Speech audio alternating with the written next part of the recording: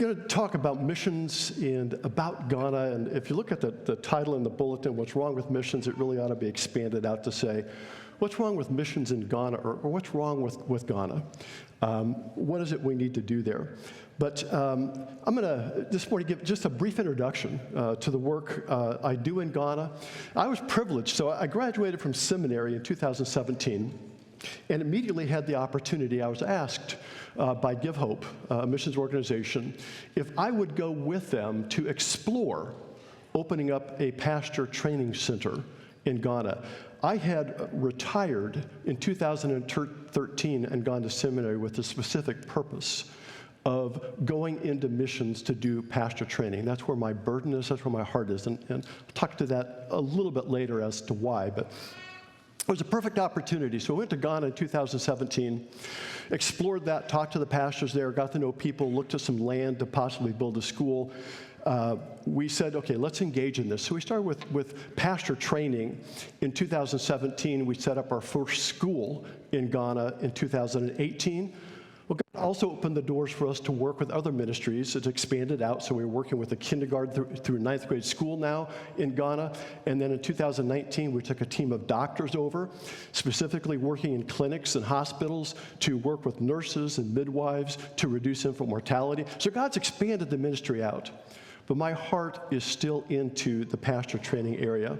And even through the pandemic, even through when it was shut down, we couldn't travel over there, we were still able to be engaged and keep things moving. And we actually had pastors graduate from our school even during that time. So it's been an ongoing movement. Now that we can travel again, we've been able to re-engage. I was in Ghana in March this year, able to meet with the pastors. And I share with Michael, my heart was breaking because I've seen such deterioration since I first went there in 2017 to when I went back now and I retraced the path I took. I saw so much ground that we had lost to enemy forces. And so that has rejuvenated and reinvigorated my passion to really, really work with the pastors over there. But before I get specifically into Ghana, let me set the stage for missions and for what we should be doing, or at least my philosophy, my perspective of what we should be doing in missions. First, what is the purpose of missions? And the purpose of missions is simply this: to fulfill the scriptural mandate to grow the church. It's that simple. Fulfill the scriptural mandate to grow the church, and it is a mandate. Now, the go-to passage for missions is Matthew 28, 18 to 20. It's the go-to passage. So why don't we go to Matthew 28, 18 to 20 here. Familiar verses, familiar passage. Turning there. Okay, I'm back in Zechariah. That's too far. Maybe I put my glasses on. That would help. Matthew 28. Start reading at verse 18.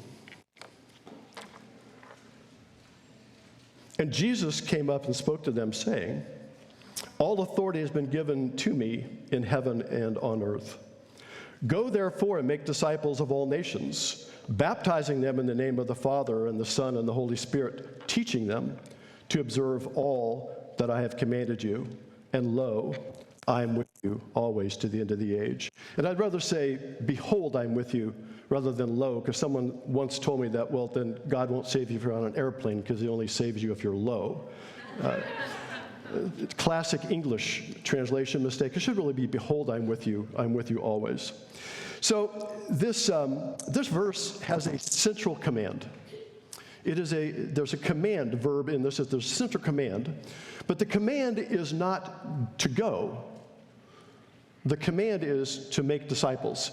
That's the actual verb that contains the command, to make disciples. And go, therefore, is connected to that command. So really, you can translate it as make disciples as you are going into the world. That's the mandate, make disciples. Now, in the Greek language, when you have a command, there are almost always participles that follow the command. And the participles tell you how you should be carrying out the command. And this verse is no exception. If we look there are two participles that follow this command. So the command is to make disciples. Go, as you're going, make disciples. The participles are baptizing and teaching. So that is how we carry out this command, baptizing and teaching. And the verbal aspect of those participles indicates that they are to be done in a continuous manner. So we are to be continuously baptizing and continuously teaching them to follow the commands of Christ. Now, continuously baptizing, a believer only needs to be baptized one time. So if we're to continuously do this, to me, that implies that there's this evangelical part of this command. If we're to be continually baptizing, that means that there's continuously new people coming in to be baptized. So there's this evangelism aspect of this command. And then we are to make disciples by then teaching these people that we have brought in and baptized, teaching them to follow. So that is the mandate. Go to the world, making disciples, baptizing them, and teaching them to observe the commandments of Christ. That's our mandate. So what about the goal of missions? This will get us into the how we should do missions. So to answer that question, I brought with me a copy of a letter that a missionary wrote to a church that he planted. And I'd like to read a portion of that letter to you. In fact, you have that letter with you as well. Would you open up to Ephesians this morning? Paul, the missionary, wrote this back to a church he had planted. Ephesians chapter 4.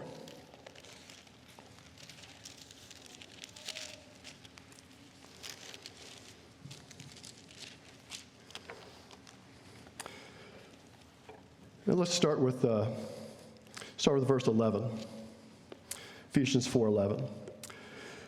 And he gave some as apostles, some as prophets, some as evangelists, and some as pastors and teachers, for the equipping of the saints for the work of service, to the building up of the body of Christ, until we all attain to the unity of faith and of the knowledge of the Son of God, to a mature man, to the measure of the stature which belongs to the fullness of Christ.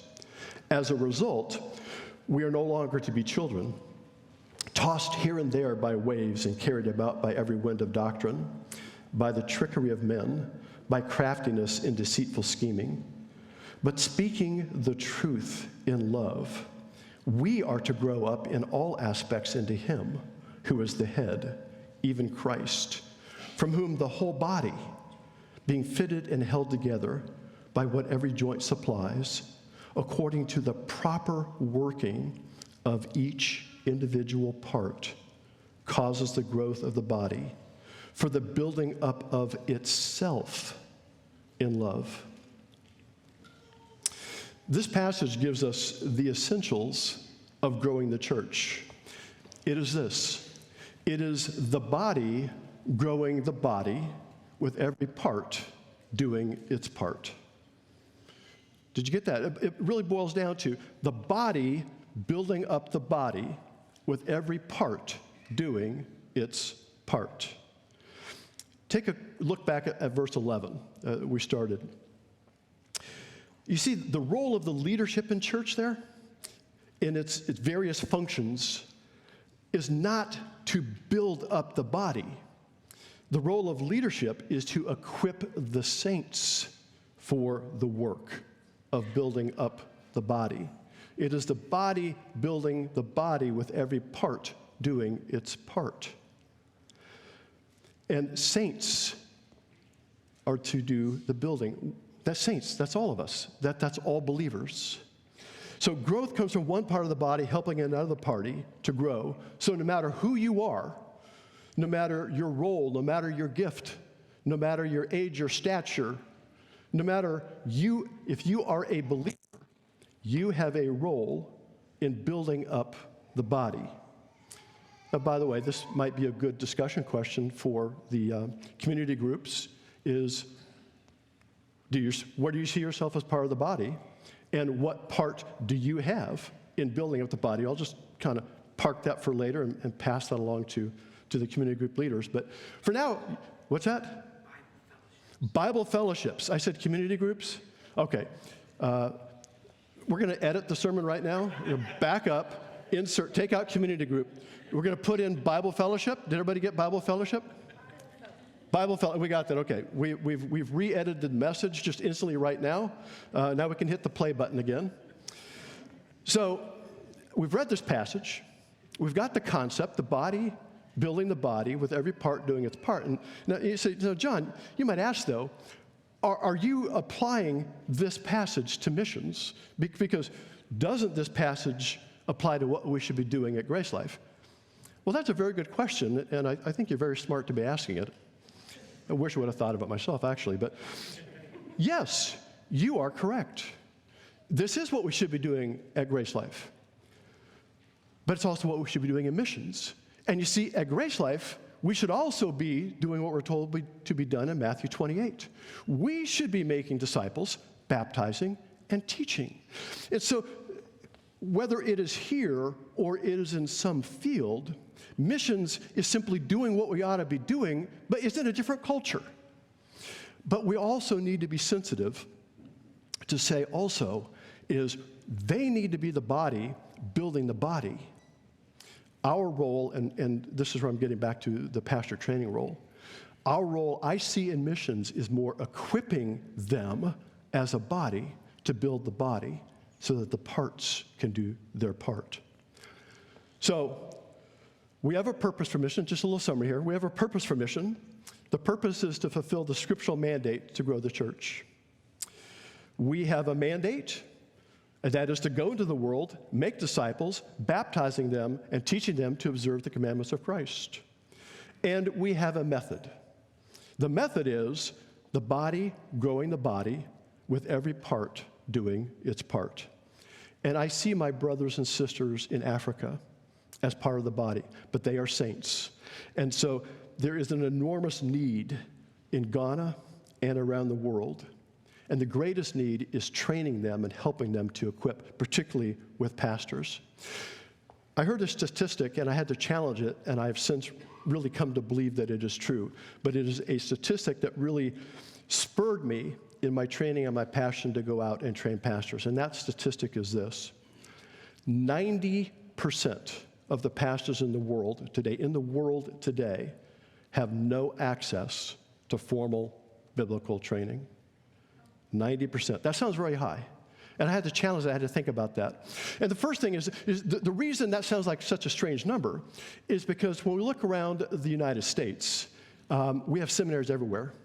They're ubiquitous. No, not really, but that's a fun word to say, ubiquitous, so I thought I'd throw it in. But we have a seminary in just about every town.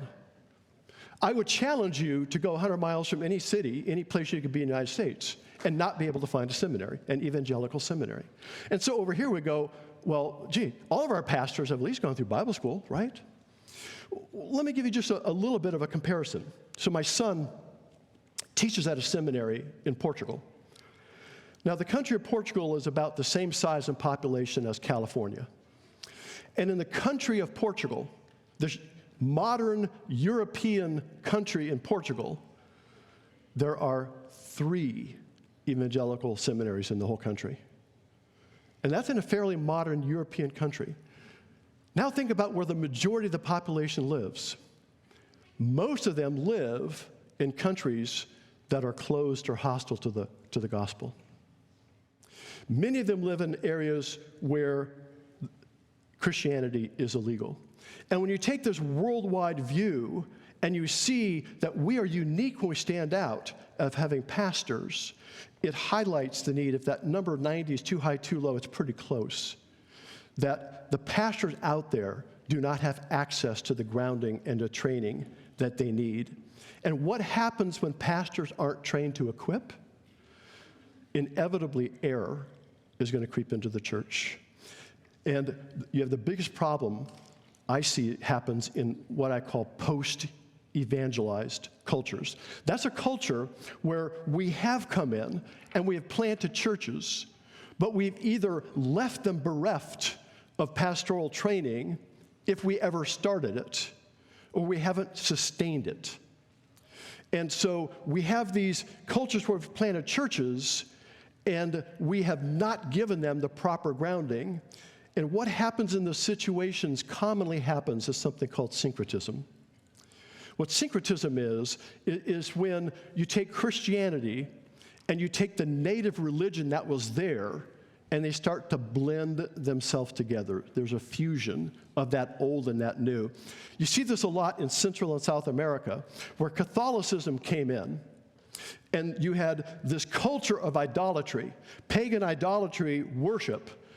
And I've been in churches in Central America and in South America where you can see they are actually bowing down, not only worshiping the idols of Jesus and Mary and the saints, but have integrated cultic practices into their services. And it is because the grounding, the foundation, it allowed this intermeshing. Well, that problem is very big in Ghana.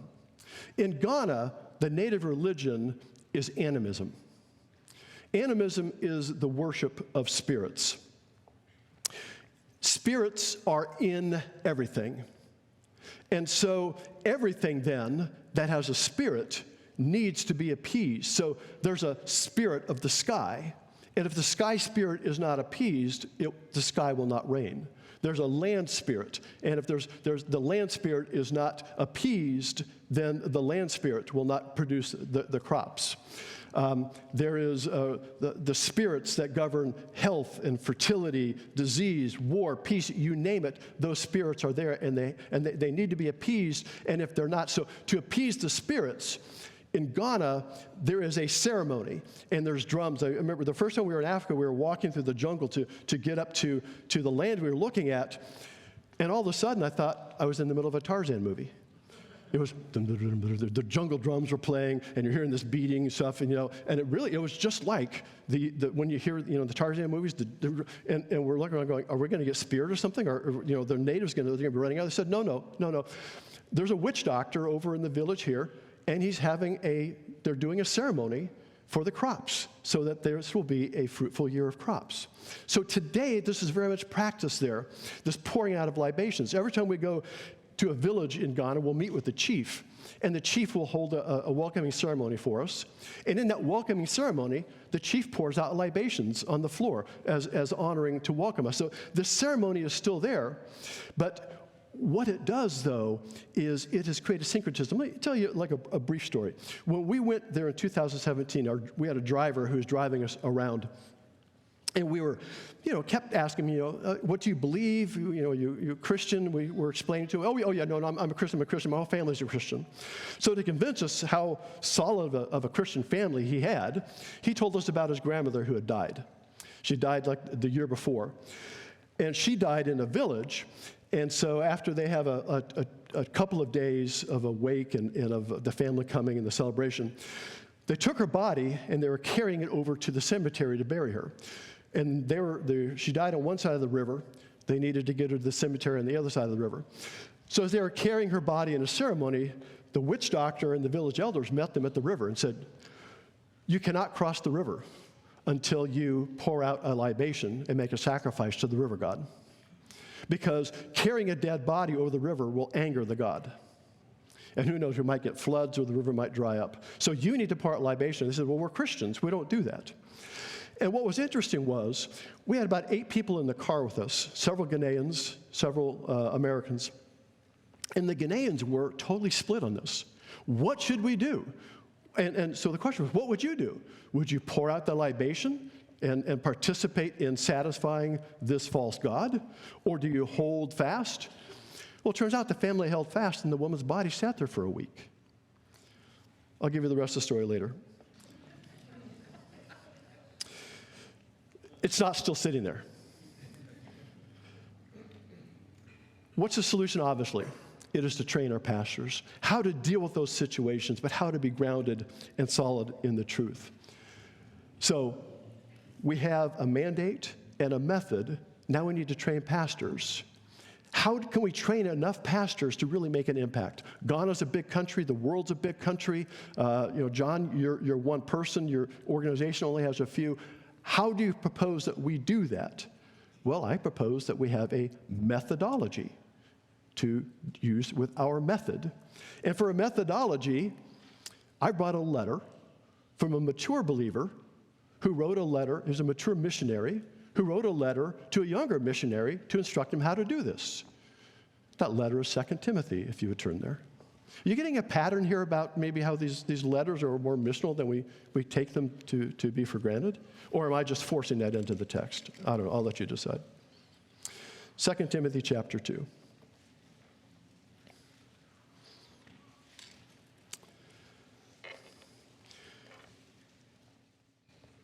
Chapter 2, beginning with verse 1. You therefore, my son, be strong in the grace that is in Christ Jesus. The things which you have heard from me in the presence of many witnesses, entrust these to faithful men who will be able to teach others also. Well, let me just, verse 2 is where we're going to dig in a little bit. Let me just go to verse 1 for a minute. My son, be strong in the grace that is in Christ Jesus. When we go over, and I've had the privilege to do pastor conferences in about 8 different countries. And when you go, one of the common things there is the pastors are just so eager, so excited. We strengthen them. So if we're there to teach and to train, and hopefully we do accomplish that purpose of teaching and training and helping to equip them. But the other thing we do by going there is we tell them somebody loves you and cares about you. There's this whole church in America that is coming now to invest in you. Carlos does a lot of this training, and I had the privilege to go with Carlos once to Bolivia. And the pastors there are just open arms and so welcoming, and so much about, and they're just, after we trained, they were just, the thankfulness overwhelming. And I've had the chance to do this in the Philippines and in Myanmar and other countries. And so we train, but we also strengthen as we go. We encourage them. We give them the love and that care. So be strong in the grace, and we can help them do that. But then here's your methodology. What we see in this verse is 3 levels of discipleship training.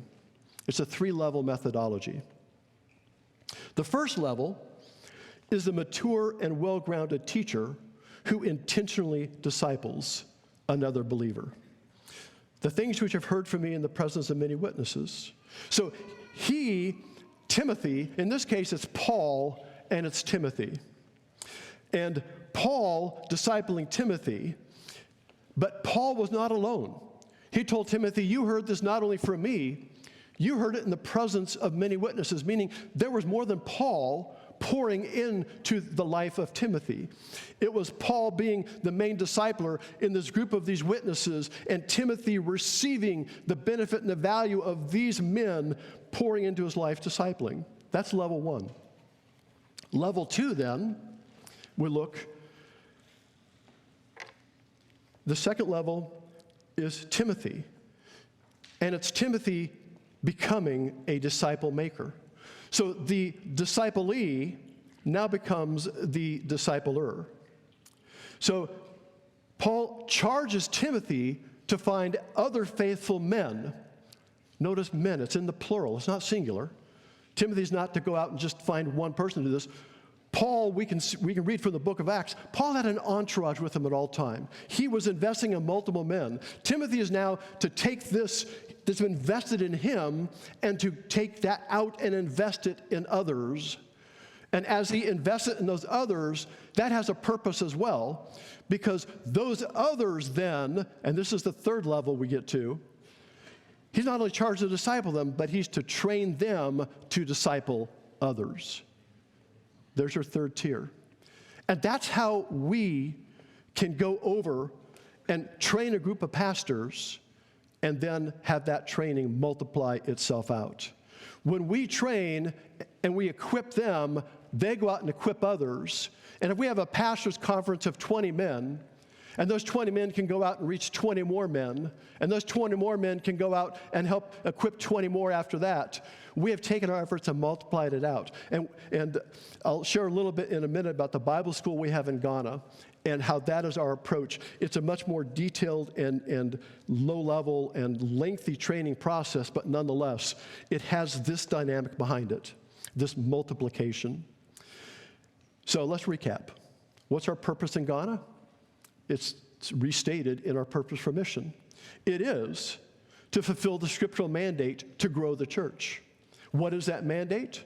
That mandate is to go and make disciples, baptizing and teaching them to obey and follow the commandments of Christ. And we have a method. That method is the body building the body with every part doing its part. And now we have a methodology. And our methodology is to train disciples who will make disciples who make disciples. It's your methodology. Train disciples who will make disciples who make disciples who make disciples who make disciples who make disciples who make disciples. So now I would like to enlist your help in making this happen.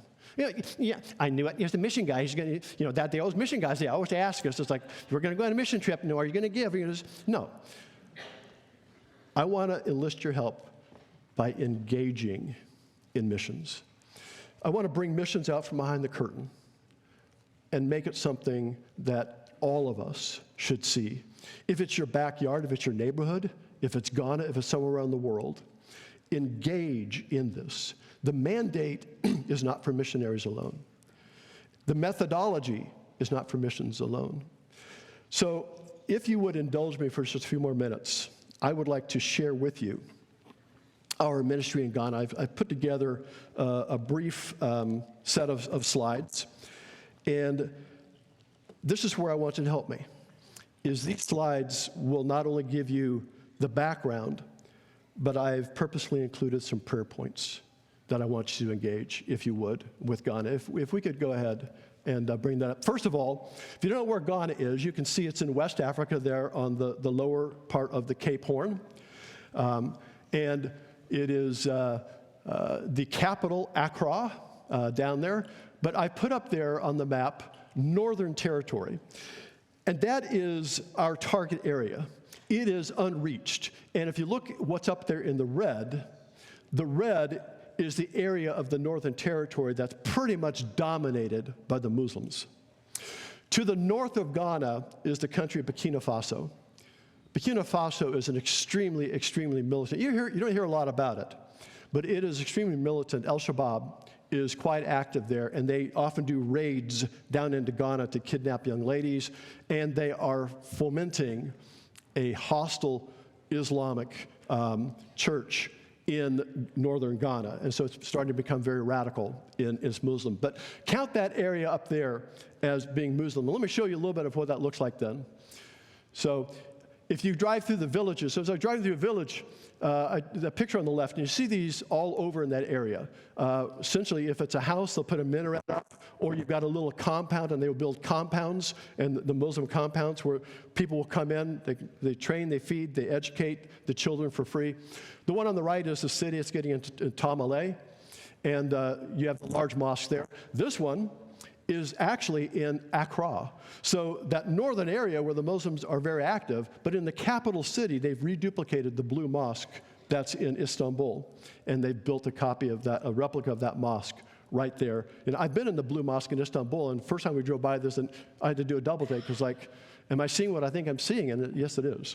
The Turks and the Saudis invested to rebuild this in Ghana. So you have Islam is a growing faction. And you can see here, this is in Accra, but if you look closely at the ladies, you'll see two of them have head coverings. So even down in Accra, you have this smattering. And I was sharing with Michael when I came back, when I went there in 2017 and we drove up to our pastor training center, I didn't see any Muslim compounds, any minarets, anything there. When I drove up in March of this year, I was already starting to see south of where we're doing the training center, starting to see Muslim minarets and compounds beginning to show up. They are going all the way down into the country. So prayer points for Ghana is the growth of Islam, The second one I'd like you to pray for is the animistic syncretism. I talked about that with the spirits and that syncretism coming into the church and our pastors not knowing how to deal with that. They also, believe it or not, there is Islamic syncretism happening too, where they're actually blending together. I was at a church in Ghana, and sitting in the front row was a whole row of imams. In this church with this pastor preaching, he had the imams there. And it was almost as we had begun to blend the Muslim. And it wasn't, they weren't there for, the pastor had invited them for evangelical. They were there just as part of the weekly service. And so this blending of these religions. So be praying for that. Let me show you a little bit about this area. So if you were to say that blue area up there in northeastern Ghana, it's quite unique. And that is where animism still lives today. If you go to every one of those villages, you will find a witch doctor. Now, this is a picture of Ghana in the south. It's heavy jungle, heavy forested, rolling mountains and hills.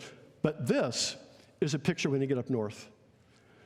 They have 2 rainy seasons down below. They have 1 rainy season up there. And by the way, this is not just a picture of the northern area.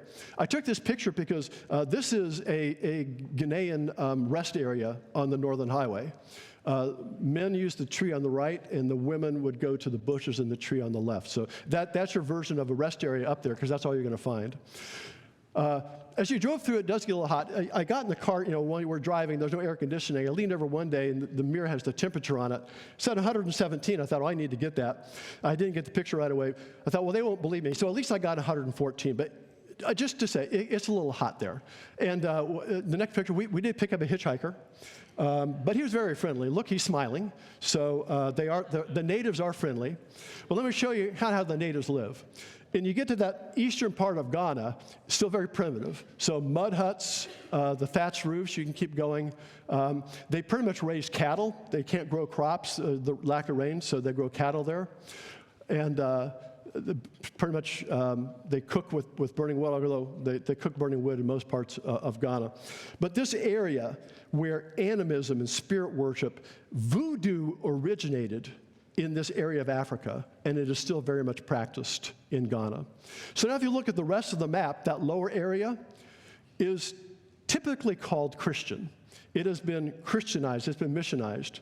But let me show you what we're fighting against in that area. Let me show you the face of Christianity in that part of Ghana.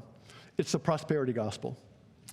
So you've got prosperity invasion.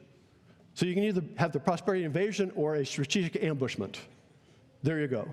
Look here. If you look, I've circled there. You have two prophets. If you can't read those up there, but there's 2 prophets that are going to be at that meeting. Go to the next one. Is now you have not only an apostle, but you have a general apostle. I don't know. Maybe he's like a 3-star apostle. I don't know. But you have a general apostle there. And then you can have miracle music. Elizabeth, could we have some miracle music maybe? Miracle music, got it. It's right there. Okay. And now we have not only the prophetic invasion, but if you look down to the bottom where I've circled it there, is you actually then have a school of prophets that you can attend. Or you can go to the megachurch. They have megachurches. So there's the supernatural or prayer fest. So I just list these up to say this is the face of what we're fighting for in Ghana. Is what has happened is when we begin our evangelical efforts, people go, oh no, I went to a Christian church, all they did was made me promises, took my money, and nothing happened. They said if I gave them this money, they would pray for me and we'd be healed. Give me your money, we'll do this. All you Christians want is money. So we are fighting not only against Islam, we're fighting not only against animism, we're fighting against the name and the face of Christianity over there. This is why we need to invest in the pastors to do that. So those are prayers. Just like shortly then, have you pray for our pastors. These 3 men here, Samuel, Emmanuel, and Robert, they are our teachers at our school. We have paid to put these men through Bible school, and then Samuel and Robert, we are now putting through seminary to get a master's degree, to be our teachers at the school so that they can then be equipping. So we work to equip them. We work to support them in the school and these men. Pray for these men. Emmanuel has already pulled away from us. Robert is very discouraged. Samuel is being faithful, but pray for these men that they would be faithful in the task God has given. It is hard work. They have to travel a full day. To get to the Bible school to teach, they have to travel a full day every day to get there. Please pray for them. This is a cohort of pastors that we graduated. If you see the person on the far left there, that's Emmanuel. He's been in this church here. That's the pastor we mainly work with in Ghana. And you can see Robert and Emmanuel on the right over there. So pray for these pastors that are now out planting churches in that northern territory. And finally, I took this picture in March. This is our current group of students who we're training in Winchie. We have 2 training centers, one down south and one up in the northeast, and we currently have about 24 pastors who are there. So we appreciate your prayers as we do this, and just your prayers for the pastors and the needs around the world. So I appreciate that very much. Thank you for engaging with me this morning.